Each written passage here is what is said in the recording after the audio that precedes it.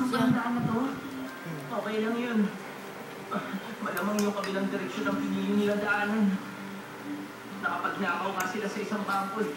Kaya kahit isa siguro sa kanila ay may konting talino. Paano kung naghiwalay sila at may pumunta rin dito sa daan na to? Anong gagawin natin? Hindi mangyayari yun. Alam nila na kung mag-isa lang sila sa kuwebang ito at hindi nila makukontak ang isa't isa, malaking isa alanganin ang buhay nila. May isda pala dito? Teka, nakikita niyo ba po kay mata ang isdang yan? Oo, may mata. Pero tamis na nito. Huli man natin yan para kainin. Mira, ano ka ba? Dito ang tamang oras para dyan. Dapat mag-isip tayo ng plano. Walang mata ang mga isdang nabubuhay sa mga kuweba. Pero dahil may mata ang isdang yan, posibleng napadpad lang yan dito at nanggaling lang sa isang ilog na malaki sa kuwebang ito. Ibig sabihin, kung susundan natin ang agos ng tubig. Tayo yung dapat ba?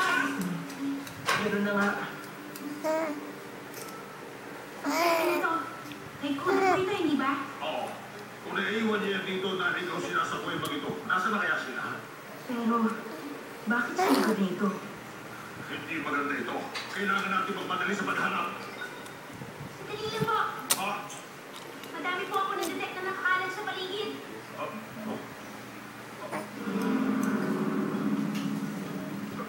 Ito yung inimbento kong maliit na tracking device. Hindi po pansin yan. May nabubuo po kasi silang pattern.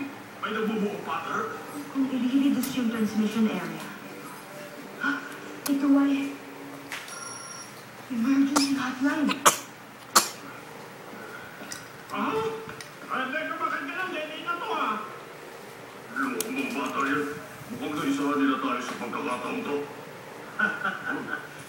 Kung gano'n rin bumalik tayo agad at habulin sila, papatayin ko ang mga bata yun!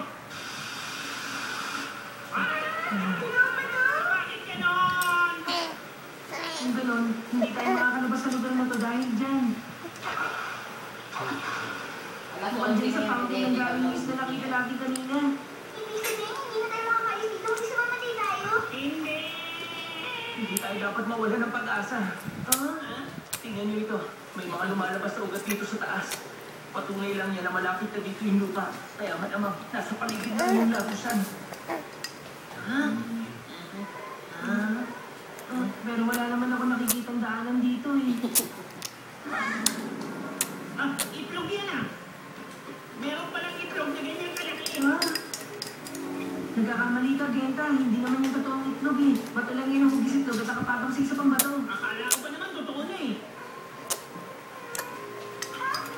Kakaiba ng lugar na napuntahan natin. May 5 daanan pala dito. Pupunta kaya sa lagos ng isa sa mga daan na yan. Hindi natural na nabubuo ang ganitong klaseng bato sa ibabaw na isa pang bato. Sinasadya talagang ilagay yan dyan. Pero, para saan naman kaya? Bus na.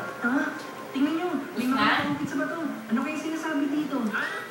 Sa mga naliligaw sa kadiliman, Wala na ang bus na takbo. saksiyahan. Biten? Nakaupit sa malaking bato nakita natin sa paso ng kuweba. Oh, bitin!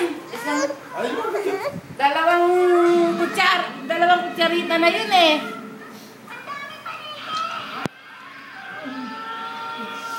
Oh, nalasahan niya yung tubig. Yung boses na yun. Walang duda, yun ang mga bata. Malapit na sila. Bilisan nyo. Nabitin.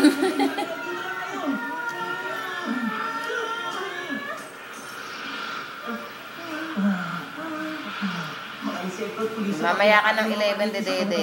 Kaya sisitibo sila sa mga Kaya maliit mo na sa bagay na hawak niya. gumagalaw. Pahawak mo sa kanya yung baby niya. Ikaw talaga, Yumi, kung ano-anong weird na bagay nakikita mo. Makan mo. Kasi naman, Hindi, malaking tulong yun. Naman! Lampas ng 300 metro mula sa lagusan ang pinamumugaran ng mga paniking naninirahan sa kuweba. Ibig sabihin, yung lagusan na hinahanap natin ay malapit lang mula dito sa kinatatayuan natin. Talaga?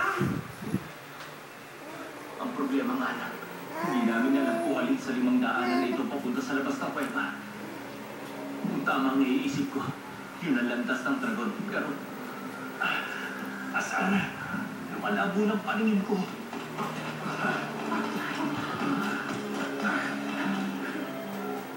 Ang mga importanteng clue ay yung malaking Japanese character na to na nakaukit sa batong